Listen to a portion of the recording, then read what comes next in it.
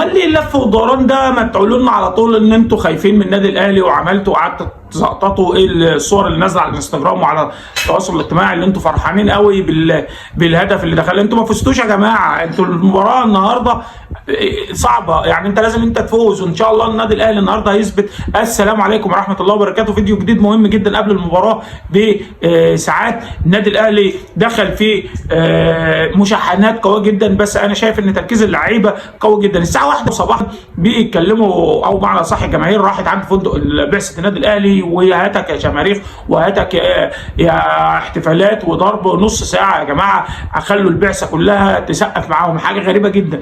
انتوا بتحاولوا بقدر الامكان ان تطلعوا لعيبه النادي الاهلي بره تركيزهم، وبتسهروهم داخلين الساعه 1 بالليل عشان انتوا تحاولوا تشتتوا فكر النادي الاهلي. وده اللي برضه من الدلاله الاولانيه في المؤتمر الصحفي اللي ما شاء الله على كولر، ما شاء الله على الشناوي. حتى كولر المؤتمر الصحفي كله يعني بيتكلم بهدوء جدا، السوليه بيتكلم بهدوء جدا.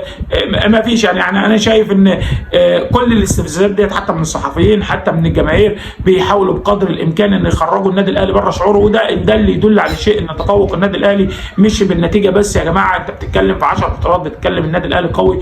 عطيه الله اللي بيتكلم احسن حتى من مدربه، بيتكلم بيقول ان كفايه ان انا بلاعب النادي الاهلي في النهائي، ده شرف عظيم جدا. انت بتتكلم انت في مكان ثابت جدا، ما تشغلش بالك. بس النقطتين بس المهمتين اللي هتكلم عنهم باختصار وبسرعه جدا. فين الامن يا جماعه؟ اما في المطار الراجل اللي عامل فيها الماني زملكاوي وجاي يمثل فيلم في المطار، وفين الامن امبارح الساعه 1 مساء قدام بعثه النادي الاهلي؟ ما فيش تامين، ما فيش اي حاجه. ده رجعت زي ريما لعادتها القديمه. بس اللي احنا شايفينه النادي الاهلي مركز، وعموما مهما تعملوا النادي الاهلي بيحاول بقدر الامكان، او معنى صح لعيبه النادي الاهلي تحاول بقدر الامكان تخش في التركيز الكامل للمباراه. المباراه يا جماعه ما فيش، انا بس عاوز بس برضه رساله لجمهور الوداد. المباراه مباراه كره قدم مش حرب. هي مباراه كره قدم مش اكتر من كده. ليه انتم مطلعين الموضوع بره الكوره؟ طيب ده اول حاجه. تاني حاجه الصحفيين اللي بيحاولوا يفكروا السوليه بالقديم وبتاع، الراجل رد عليهم رد مهم جدا وقال له انتوا لسه عايشين في القديم.